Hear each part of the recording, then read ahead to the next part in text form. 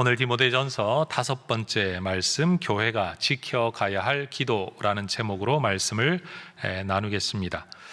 제가 군목으로 재직하는 동안에 믿는 지휘관들도 있었지만 믿지 않는 분들과 또 타 종교를 가진 지휘관들도 제법 많이 만났습니다.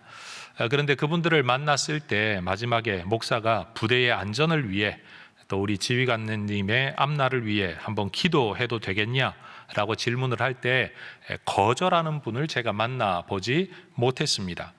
지휘관이 아무리 세밀하게 살피고 통제한다고 해도 사람의 부주의가 존재하고 또 우발적인 일들이 일어나고 또 능력의 한계로 인해서 언제나 사고의 위험이 존재하고 있기 때문에 또 지휘관들이 그걸 너무 잘 알기 때문에 중책을 맡은 분들일수록 종교와는 상관없이 목사의 기도를 굉장히 좋아하고 오히려 기도해 주지 않으십니까? 한번 오시지 않습니까? 라고 인사하는 분들을 많이 만났습니다. 개인적으로는 군목 생활하면서 제가 가장 저를 무시한 분들은 소위 중위들이고요. 저를 굉장히 대접한 분들은 별을 달고 계신 분이었어요. 이유가 뭘까요, 여러분?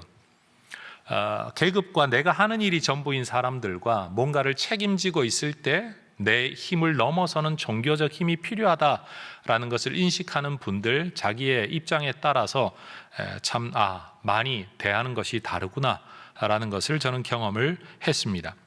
우리 한국 사람들은 기도라는 행위나 마음가짐에 대하여서 신앙 여부와 상관없이 굉장히 우호적이고 수용적이고 기도해 준다라는 말을 싫어하는 사람은 정말 아무도 없는 것 같습니다. 그런데 이렇게 보편적인 것이 기도이지만 기도는 굉장히 종교적인 행위입니다. 나 자신을 중심으로 볼 때는 절대자의 도움을 요청하는 행위 정도로 기도를 이해하지만 기도라는 것은 자신의 한계성을 인정하는 데서부터 출발하게 되지요.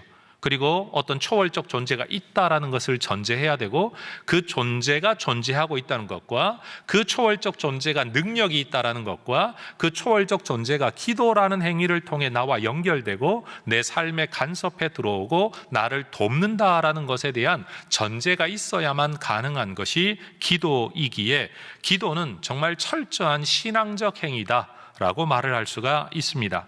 다니엘서를 읽어보면 절대 군주 그 외에는 누군가에게도 기도하는 행위를 해서는 안 된다라는 명령을 내리고 또 다니엘과 친구들은 그 행위로 인하여서 어려움에 처하게 되는 기록들을 우리가 보게 되는 것이죠.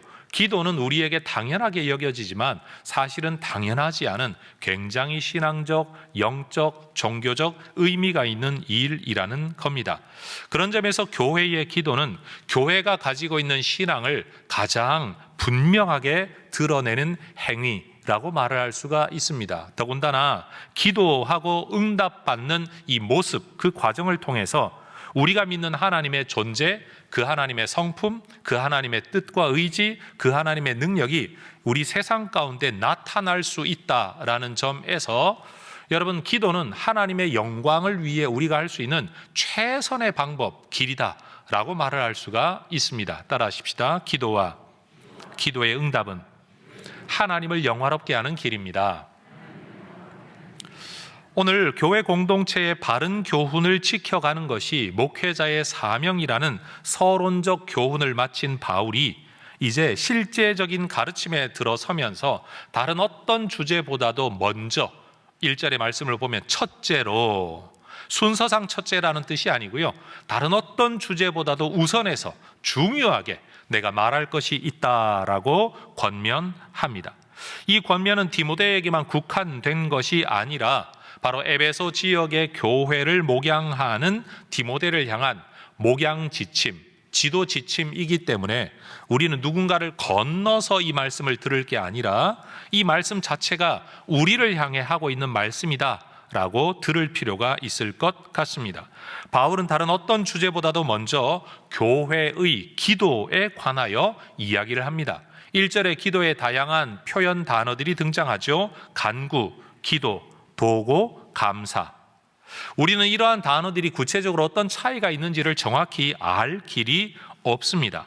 간구와 기도라는 헬라어 단어는 신약 성경 안에서 그 헬라어 단어가 때로는 간구로 때로는 기도로 다양하게 번역되기 때문에 이 단어는 항상 이것을 의미한다 이렇게 설명할 길이 없습니다. 심지어 도고라는 이 헬라어 단어도 디모데전서 4장 5절에서는 그냥 기도라고 번역되어 있기 때문에 기도, 도고라고 번역될 수 있는 단어, 오늘 본문에서 도고라고 기록한다고 해서 이것이 구체적으로 무엇을 말하는지도 알 길이 없습니다.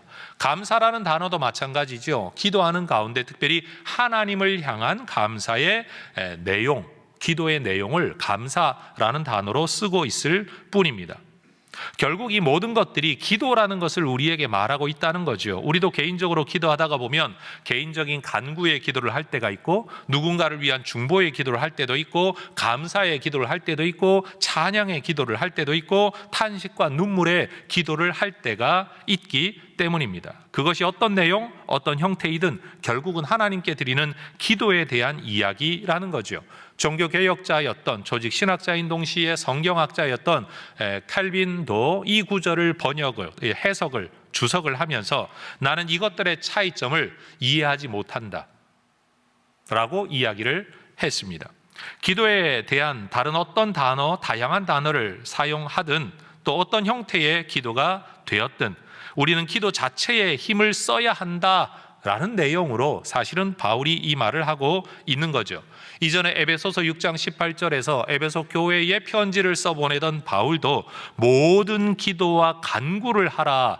그래서 기도가 뭔가 더 다양한 종류가 있는 것처럼 이야기를 하지만 결국은 성령 안에 기도해야 되고 깨어 기도해야 되고 모든 성도를 위해 기도하고 힘써서 기도하라 라는 이 말을 위해서 모든 기도라는 표현을 쓰고 있을 뿐입니다.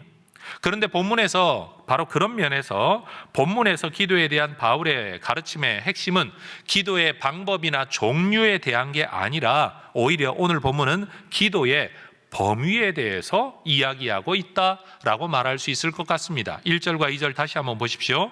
그러므로 내가 첫째로 구언하노니 모든 사람을 위하여 간구와 기도와 도고와 감사를 하되 임금들과 높은 지위에 있는 모든 사람을 위하여 하라. 자, 한번 따라해 보십시다. 모든 사람을 위하여.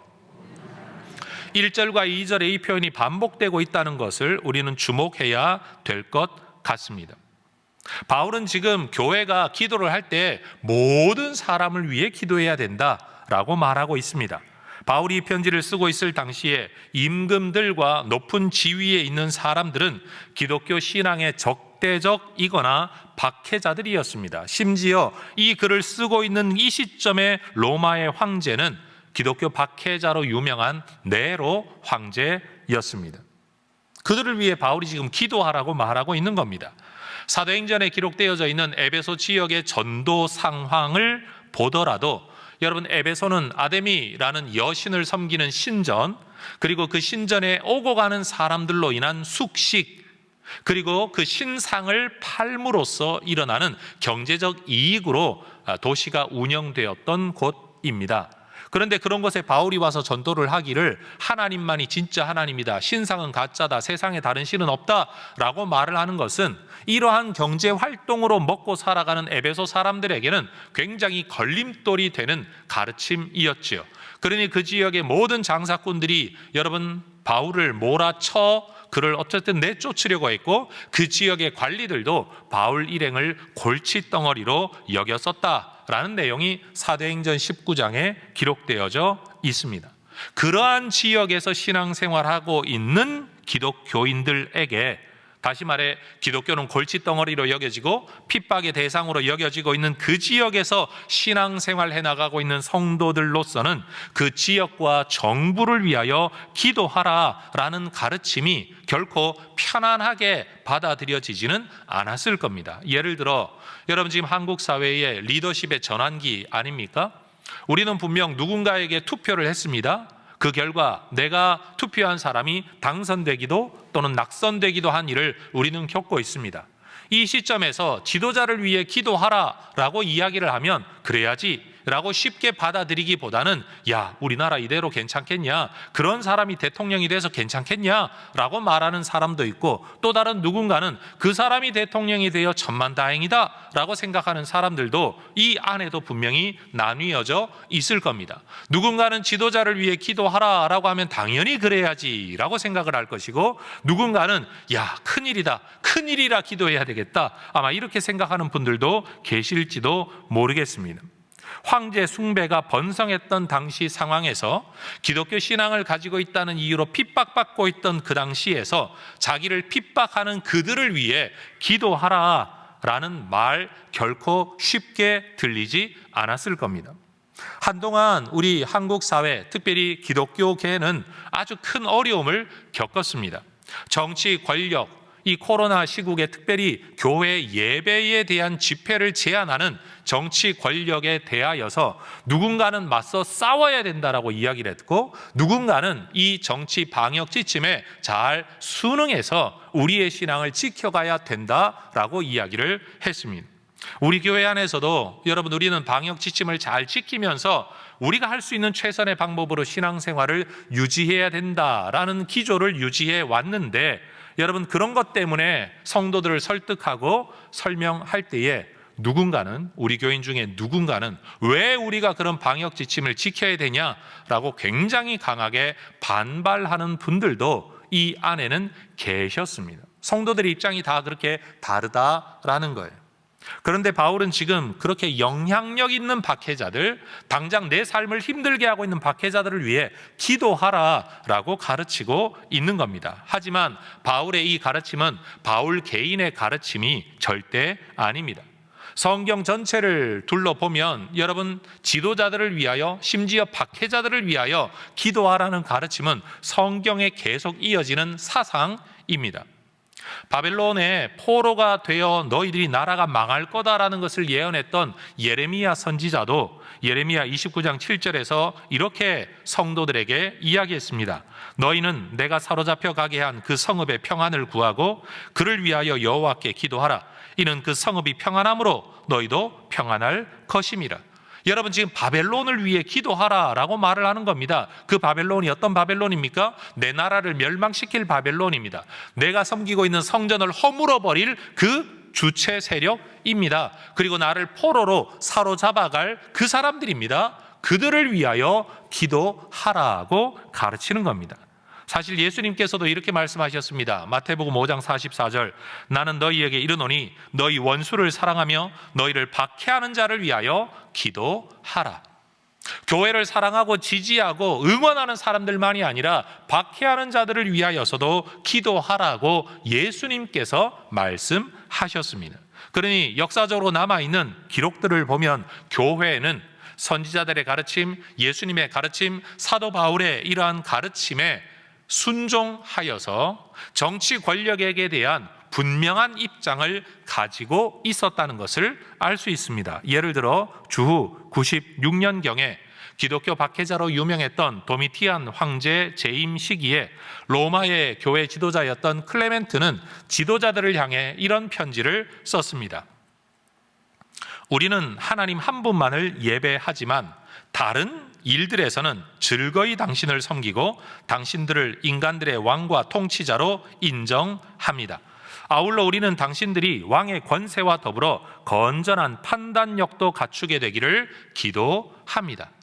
여러분, 교회가 세상 권력에 대하여 가지는 분명한 입장이 무엇이어야 하냐?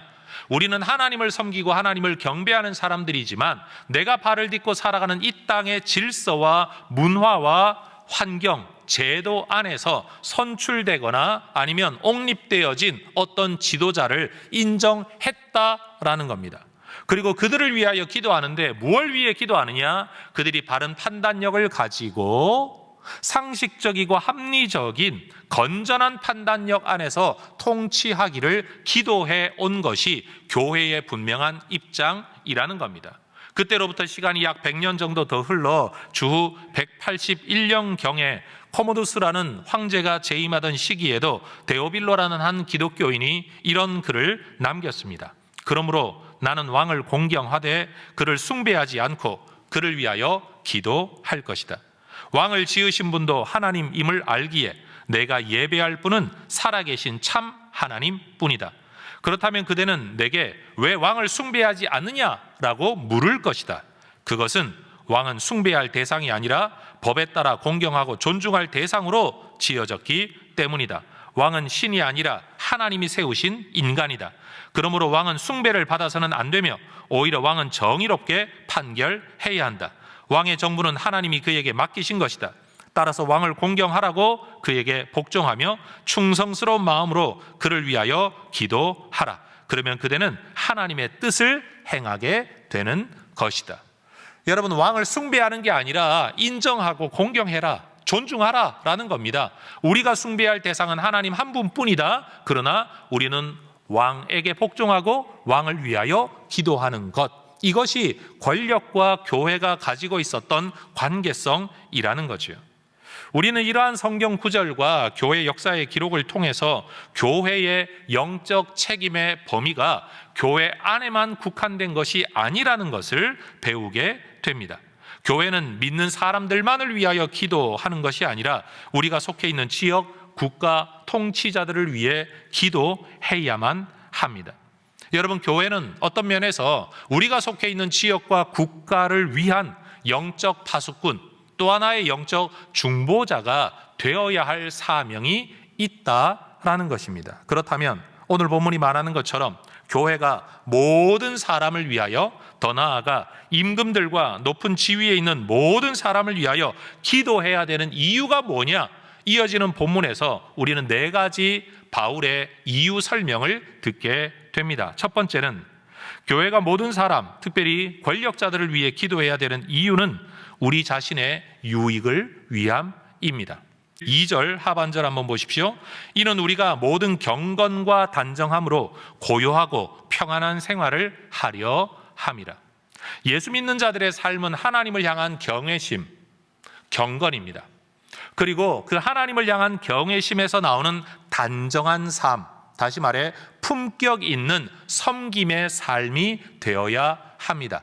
그런데 이런 삶이 언제 가능한가 하면요, 고요하고 평안할 때, 여러분, 외적으로 고요하고 내적으로 평안할 때, 외부에서의 질서의 깨어짐이 없고 내적인 질서가 확립되어져 있는 상태에서만 하나님을 향한 경건과 세상과 삶을 향한 품격이 지켜질 수 있다라는 겁니다. 저는 가끔 그런 생각을 합니다. 여러분, 어떤 철학자가 말했던 것처럼 악법도 법이다라는 말처럼, 여러분, 내가 선호하는 또는 내가 지지할 수 있는 권력과 질서도 존재할 수 있지만 그렇지 않은 질서도 존재할 수가 있겠죠. 만약 그런 상황 속에서 특별히 그 질서마저 허물어졌을 때 과연 우리는 신앙을 지켜갈 수 있을까? 하나님을 향한 내적인 신앙은 지킬 수 있을지 모릅니다만 과연 우리가 단정한 삶, 품격 있는 삶, 신앙의 삶, 다시 말해 하나님의 말씀에 순종하는 삶을 살아갈 수 있을까라는 궁금함이 저에게는 있습니다. 예를 들면 이런 겁니다. 여러분, 저는 군목 출신이니까 더군다나 해병대까지 내가 지원해서 가지 않았습니까? 항상 전쟁을 염두에 두고 살아갈 때 전쟁 시기가 되면 우리는 과연 다른 사람을 네 목숨처럼 사랑하라 라는 말을 실천하기가 쉬워질까? 당장 내 삶의 안녕이 깨어지고 당장 내가 남을 섬기는 건 고사하고 누군가가 내 삶, 내 가족, 목숨과 재산과 모든 것들을 빼앗아갈 위기가 있는 상황에서 과연 나는 신앙을 제대로 지켜갈 수 있을까? 그리스도인의 아름다운 덕성을 내가 지켜갈 수 있을까? 라는 질문을 할 때 제 나름대로는 불가능하다라는 답이 내려지는 거예요. 그게 불가능하기 때문에 그것이 지켜질 수 있는 안정된 질서는 정말 우리가 너무나도 간절하게 기도해야 할 주제가 된다라는 것입니다. 여러분, 지금 러시아가 우크라이나를 침략하여서 일어나고 있는 일들에 대한 뉴스를 우리는 듣고 있습니다. 우리는 그들의 침략 행위를 두고 잔악하다라는 말을 씁니다. 여러분, 공권력의 질서, 치안의 질서가 있을 때는 일어날 수 없는 일들이 무력에 의한 상황 속에서 일어나고 있는 것을 보게 되는 거죠. 아이를 때리기만 해도 여러분 폭행이 되는 시대 속에 여러분 아이를 죽이는 일들이, 너무나도 잔악하게 죽이는 일들이, 여러분 여인을 겁탈하는 일들이, 여러분, 다른 사람들의 목숨을 쉽게 빼앗는 일들이 일어나고 있다라는 겁니다. 여러분, 저는 전쟁 상황은 인간의 죄성이 어떠한 제재 없이 마음껏 표출되는 상황이 전쟁 상황인 것 같아요. 그러면 이러한 죄성이 그나마 통제되어지고 여러분 억압되어질 수 있는 상황이 뭐냐? 어떤 형태로든 질서가 확립된 상황이다라는 겁니다. 다시 말해, 여러분, 우리가 이 나라의 질서 안에서 신앙생활하고 있는데 내가 정치인을 좋아하든 싫어하든, 내가 이 나라의 제도를 좋아하든 싫어하든, 내가 이 나라의 제도 안에서 성공을 했든 실패를 했든, 여러분, 우리는 이 질서 안에서 오늘의 삶을 살아가고 있습니다. 최소한 밤거리를 다니면서도 내가 불안해하지 않을 수 있는 이유는 이 나라가 가지고 있는 공권력에 의한 질서 때문인 것입니다. 그런데 여러분, 그것이 먹고 사는 문제만이 아니라 생존의 문제만이 아니라 신앙의 영역에서도 이 질서가 있기 때문에 우리는 마음껏 예배할 수 있고 마음껏 전도도 할 수 있고 내 신앙의 가치를 따라 살아갈 수 있는 최소한의 보장을 받고 있다라는 것입니다. 만약 이러한 질서가 깨어지면 여러분, 내면의 신앙은 지킬는지 몰라도 우리의 외적인 신앙의 삶을 지켜갈 수 있다고 보장할 수 있는 사람 아무도 없을 겁니다. 그러니 여러분, 우리가 속해 있는 이 공동체, 더 큰 국가적 공동체의 안녕과 질서를 위해, 통치자들을 위해 기도하는 것은 쓸데없는 일을 하는 게 아니라 그 마지막 단계에서는 내가 유익을 얻는 길이다 라는 아주 기초적인 관점을 바울이 지금 이야기하고 있다라는 것입니다. 더군다나 3절에서 바울은 그렇게 이야기합니다. 이것이 우리 구주 하나님 앞에 선하고 받으실 만한 것이다. 이것이 뭡니까? 권력들을 위해 기도하는 그 일이 하나님 앞에 선하고 아름답다라는 겁니다. 교회와 국가는 상호 의무, 여러분, 상호 책임이 있습니다. 저는 인간의 원죄성을 다른 말로 한번 표현해 보세요라고 말하면 질서를 깨뜨린 것이라고 말을 하고 싶습니다. 하나님과 인간의 존재적 차이가 있는 이것을 인간이 넘어서서 인간이 하나님처럼 되려고 했던 일, 하나님의 창조 질서를 깨뜨리려고 했던 그 일, 그게 바로 원죄성인 것이죠. 남성과 여성의 질서를 깨뜨리고 부모와 자녀의 질서를 깨뜨리고 영적인 질서를 깨뜨리고 말씀의 질서를 깨뜨리고 인간의 한계, 하나님의 주권의 질서를 깨뜨리는 일련의 모든 일들이 결국 원죄성의 발현이다라고 말할 수 있을 것 같습니다. 바울은 지금 하나님이 무엇을 기뻐하시느냐, 하나님 앞에 선한 일이 뭐냐, 우리의 신앙을 잘 지켜갈 뿐만 아니라 그 신앙 위에서 우리가 속해 있는 국가 공동체를 위해 기도하고 그들이 평안함으로 우리도 평안하게 된다라는 이 질서의식을 깨닫고 나만을 위해 기도하는 게 아니라 여러분, 지도자와 국가를 위해, 지역과 공동체를 위해 기도하는 사람들이 되어야 된다라는 겁니다. 이것이 하나님이 받으실 만한 또 하나의 예배라고 말을 하고 있는 거죠. 성도들은 영적인 건강성과 경건성과 도덕적 품성, 덕성을 추구해야 합니다. 정치인들은 각 개인, 국민들이 자기가 추구하는 가치를 따라 살아갈 수 있는 질서를 유지해 나가는 게 국가가 해야 할 일이라는 거죠. 우리 그리스도인들은 우리가 속해 있는 사회의 내적인 안정, 외적인 안정, 그 속에서 우리 자신의 종교적 경건성과 인격적 품격의 삶을 살아갈 수 있도록 우리 지역과 지도자와 국가를 위해 기도해야 될 줄로 믿습니다. 여러분, 정치인들을 위해 기도하는 것을 여러분 마치 종교와 정치가 여러분 야합하는 것이라고 비판하는 분들이 종종 계십니다. 분명히 그런 영역이 있었죠, 한국 사회 안에서. 그럼에도 불구하고 그것을 실천하는 그 시대 그 사람들의 한계와 문제점이었고, 성경의 가르침 자체는 국가와 지도자들을 위해 기도해라, 이것이 대전제라는 것을 우리가 먼저 배울 수 있기를 소망합니다. 두 번째, 교회가 모든 사람을 위해 기도해야 될 이유가 뭐냐? 하나님께서 모든 인류에게 은혜와 구원을 베풀기 원하시기 때문입니다. 우리가 믿고 섬기는 하나님의 속마음, 속뜻이 뭐냐? 4절은 말씀하지요. 하나님은 모든 사람이 구원을 받으며 진리를 아는 데 이르기를 원하시느니라. 우리가 믿고 있는 하나님이 어떤 하나님이냐? 이 땅의 모든 인간에게 은혜와 구원을 베풀기를 원하시는 하나님이라는 겁니다. 그러면 그 하나님을 믿고 있는 하나님의 백성들은 어떤 마음을 가져야 되냐? 이 땅에 있는 모든 사람들이 하나님의 은혜와 구원을 누리고 경험할 수 있도록 거기에 마음을 쓰고 그것을 위해 기도하고 그 일을 위해 사역하는 것이 마땅하다라는 것이 바울의 논리인 것이죠. 이러한 하나님의 본심은 구약의 선지자들을 통해서도 항상 선포되어 왔습니다. 에스겔서 18장 23절 주 여호와의 말씀이니라. 내가 어찌 악인이 죽는 것을 조금인들 기뻐하랴. 그가 돌이켜 그 길에서 떠나 사는 것을 어찌 기뻐하지 아니하겠느냐. 하나님은 악인들을 심판하는 것 기뻐하시는 분이 절대 아닙니다. 하나님은 하나님을 섬기지 않는 사람들에게 진노하신다, 이걸 기뻐하는 분이 절대 아니라는 겁니다. 악에서 돌이켜 선의 길에 와 하나님의 은혜를 누리며 살아가는 것, 그게 우리 하나님의 기쁨이라는 겁니다. 에스겔서 33장 11절 너는 그들에게 말하라. 주 여호와의 말씀이니라. 나의 삶을 두고 맹세하노니, 여러분, 하나님께서 자기 존재를 두고 맹세하십니다. 나는 악인이 죽는 것을 기뻐하지 아니하고 악인이 그의 길에서 돌이켜 떠나 사는 것을 기뻐하노라. 악인이라고 죽는 것을 기뻐하는 게 아니라 악인도 돌이켜 살게 되는 것을 우리 하나님이 기뻐하신다는 겁니다. 예수님의 제자였던 베드로도 베드로후서 3장 9절에서 이렇게 말씀했습니다. 주의 약속은 어떤 이들이 더디다고 생각하는 것 같이 더딘 것이 아니라 오직 주께서는 너희를 대하여 오래 참으사 아무도 멸망하지 아니하고 다 회개하기에 이르기를 원하시느니라. 사람들이 말합니다. 예수님의 재림 거짓말 아니냐? 왜 이렇게 더디냐? 왜 이렇게 늦어지고 있냐? 더딘 게 아니래요.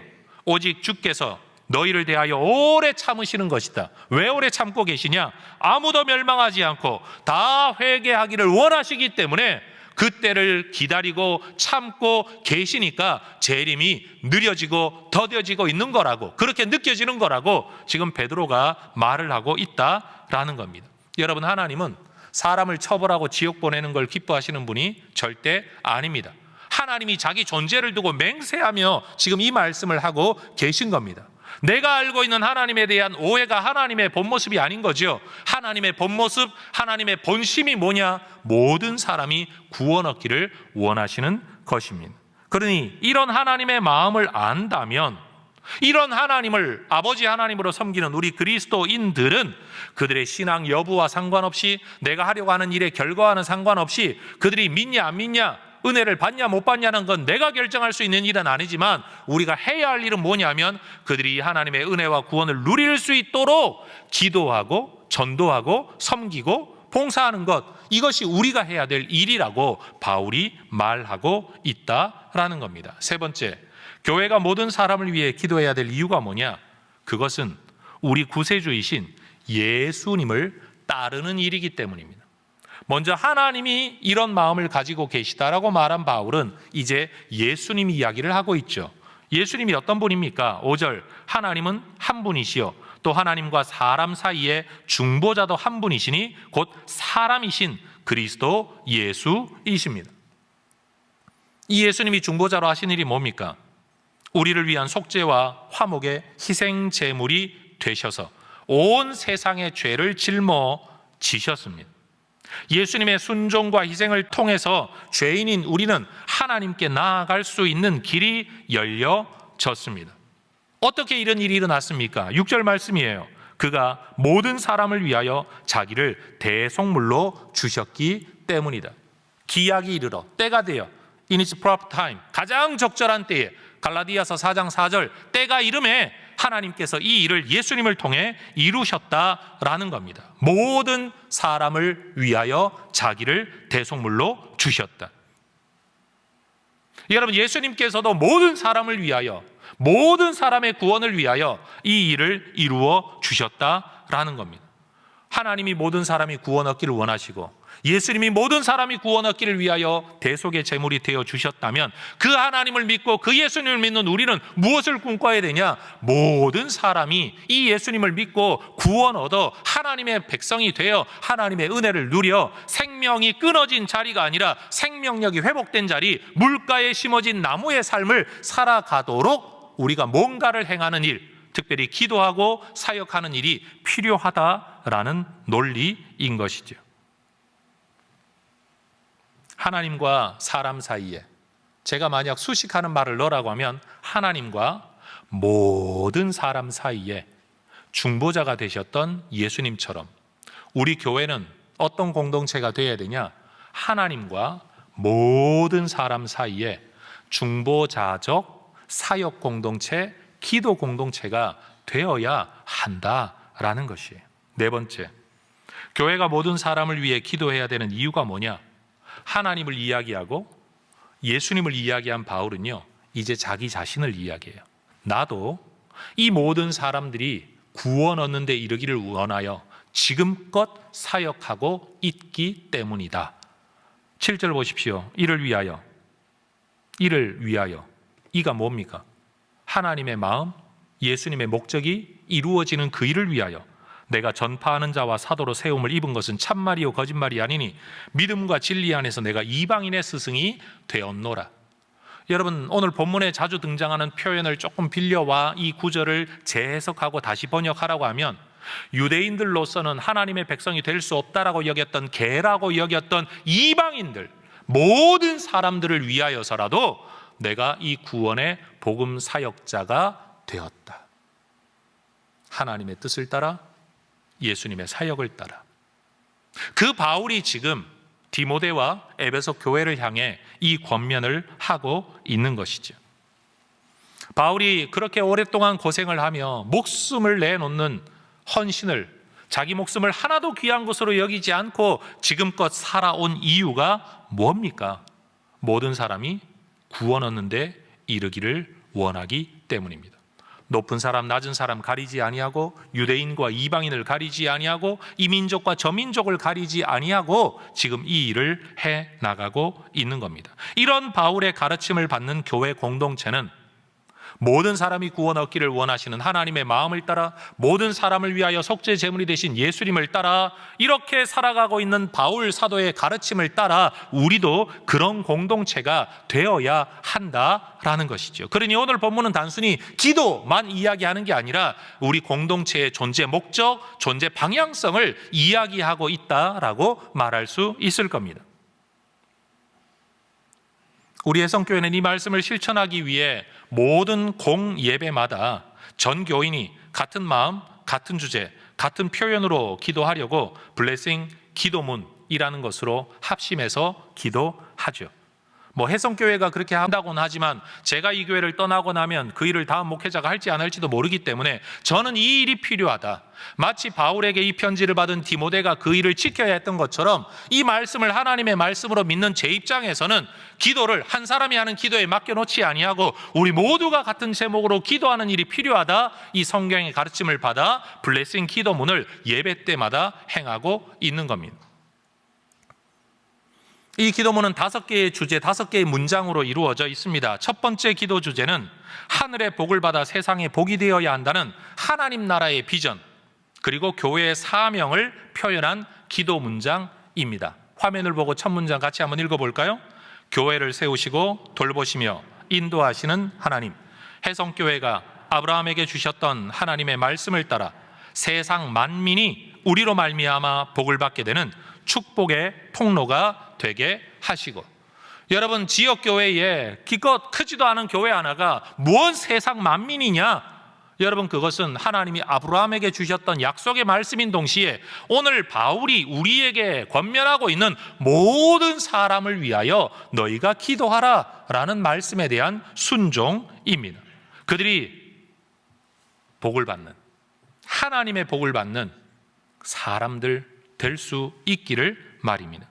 두 번째 기도 주제는 땅끝까지 증인이 되어야 한다는 지역 복음화의 비전, 복음 전도의 사명을 표현한 문장이지요. 하나님의 구원, 하나님의 은혜를 누릴 수 있는 길이 뭐냐? 예수밖에 없기 때문에 우리는 복음 전도를 하는 것입니다. 같이 한번 읽어보겠습니다. 예수님의 지상 명령을 따라 세상에서 힘들고 지친 모든 사람들이 하나님 안에서 풍성한 생명을 누리도록 사랑으로 섬기는 교회가 되게 하여 주옵소서. 여러분, 세상에서 생명력을 잃어버린 뿌리 뽑힌 나무처럼 살아가는 모든 사람들, 그들을 우리가 다 구원할 수는 없겠지만 그들을 품고 대상의 제한을 두지 아니하고 복음 전도의 일을 하는 것, 우리의 사명이 되어야 할 줄로 압니다. 세 번째 기도 주제는 저의 목회 철학, 제가 이 교회를 이끌고 나갈 때의 방향성, 목회의 비전, 우리의 표라고 말할 수 있습니다. 읽어보겠습니다. 우리의 예배와 사역을 통해 하나님의 살아계심이 드러나게 하시고 말씀과 성령으로 사람을 세워가며 하나님의 나라를 꿈꾸는 사도행전적 교회가 되게 하여 주옵소서. 하나님의 마음을 품고 예수님의 목적을 이어받고 사도 바울의 순종을 계승하면서 우리가 해야 할 일이 뭐냐? 사도행전적 교회가 되는 것, 그들이 행했던 그 일을 우리도 행해 나가는 것이라는 거죠. 네 번째 기도 주제는 우리가 집중하고 있는 가정과 다음 세대 교육, 선교의 비전을 고백하는 문장입니다. 함께 읽겠습니다. 우리의 가정을 통해 믿음의 다음 세대가 자라나게 하시고 교회와 가정, 주일학교와 주중학교, 경신을 비롯한 기독교 사학을 통해 요셉과 다니엘 같은 믿음의 사람들이 배출되게 하옵소서. 우리가 행하는 일이 믿음의 사람을 배출하고 우리의 믿음을 계승하는 것이 우리 교회의 시대적, 여러분, 존재 목적이 되고 사명이 되어야 하는데, 이 일을 위해 우리는 주일학교 교육을 하고 있습니다. 주중학교 교육도 하고 있습니다. 이렇게 언더우드 기념관이라는 건물을 지어서 지역에 있는 기독교 사립학교와 협력하고 있습니다. 우리는 이것들과 연결되어 있지만 우리가 알지 못하는 또 다른 여러 기독교 학교 단체들과 교회들을 통해서 믿음의 다음 세대가 일어나도록 기도하는 것은 주제넘는 일이나 여러분, 상관없는 남의 일까지 오지랖 넓게 하는 게 아니라 오늘 성경이 우리에게 가르치고 있는 명령이라는 사실입니다. 그러니 우리가 할 수만 있다면 여러분, 더 넓은 영역 안에서 이 복음의 사역을, 이 하나님 나라 비전의 사역을 여러분, 우리는 지속해 나가야 할 것입니다. 다섯 번째 기도 주제는 오늘 설교 본문의 가르침과 가장 부합되는 문장일 겁니다. 우리가 이 지역과 국가, 지도자를 포함하여서 이들이 하나님의 은혜 안에 들어오기를 여러분 기도하는 문장이지요. 같이 읽겠습니다.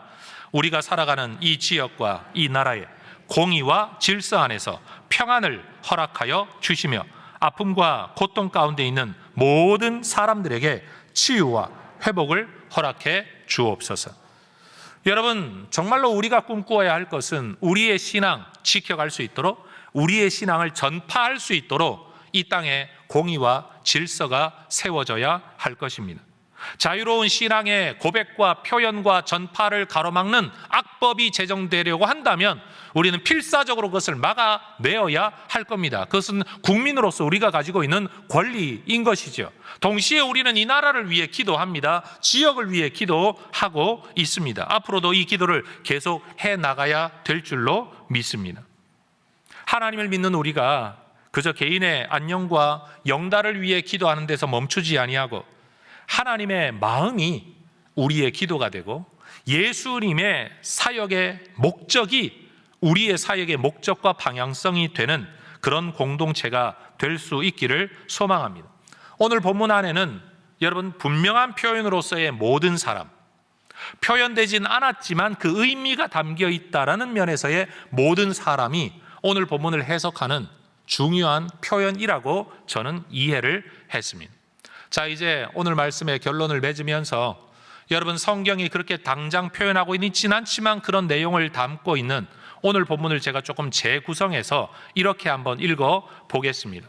결론 문장인데 그 문장들마다 오늘 본문을 화면으로 띄워 드리겠습니다. 성경 구절을 보면서 제 말을 한번 들어보시기를 바랍니다.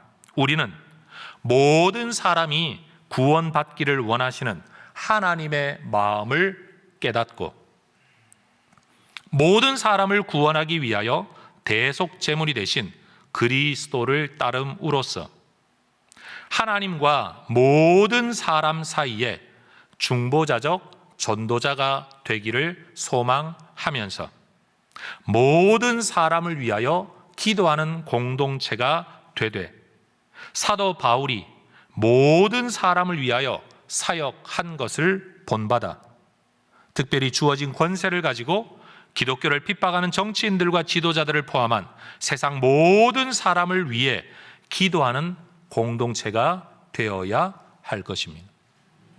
이게 오늘 본문이 우리에게 말하고 있는 핵심 주제인 것입니다.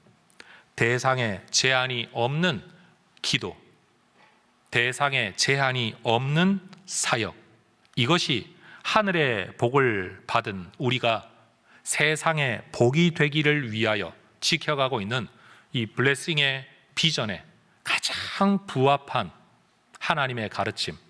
사실은 이런 가르침 때문에 우리 교회가 이런 비전을 가지고 이 방향성을 가지고 나아가고 있다는 것을 다시 한번 확인하고, 블레싱의 기도문을 할 때나 블레싱의 사역을 할 때나 우리가 왜 이런 일을 해야 되는지를 오늘 이 설교를 통해 더 분명하게 깨닫고, 옛날에는 조금 참여했다면 더 깊이, 옛날에는 가볍게 일을 했다면 이제는 더 진지하게, 옛날에는 조금만 헌신했다면 이제는 더 크게 헌신하는, 왜냐하면 그것이 목사가 원하는 일을 하는 게 아니라, 교회가 원하는 일을 하는 게 아니라 바로 하나님의 말씀에 따른 순종이라는 확신을 가지고 그렇게 살아갈 수 있게 되기를 주의 이름으로 축원합니다. 여러분, 존재하는지도 알지 못하는 어떤 사람의 이름을 우리는 부르지 못합니다. 그리고 안 알고 있는 모든 사람의 이름을 불러 기도할 만한 여력이 우리에게는 없습니다. 그럼에도 성경은 말합니다. 모든 사람을 위해 기도해라. 그러니 여러분, 우리의 기도에 조금이라도 더 많은 사람을 담아내는, 우리가 그릇이 큰 사람이라는 표현을 쓰는데, 기도의 그릇이 큰 성도들 되시기를 주의 이름으로 축원합니다. 우리 혜성교회가 아유 목사님 교회 예산이 얼마인데, 교회 숫자가 몇 명인데 우리가 뭐 이것만 하면 됐지 라고 말을 하면서 자꾸만 우리 안에 담아내는 사역의 대상과 짐을 덜어내려고 하는 게 아니라 어떻게든 조금이라도 더 담으려고 하는 그런 혜성 공동체가 될 수 있으면 좋겠습니다. 기도의 범위가 넓어지고 사역의 범위가 넓어지려고 하는 것은 유명세를 위함이 아니라, 자랑질을 하기 위함이 아니라 바로 이 말씀에 순종하기 위함이 되는 그런 살아있는 순종의 교회 공동체 될 수 있기를 주의 이름으로 축원합니다. 기도하겠습니다.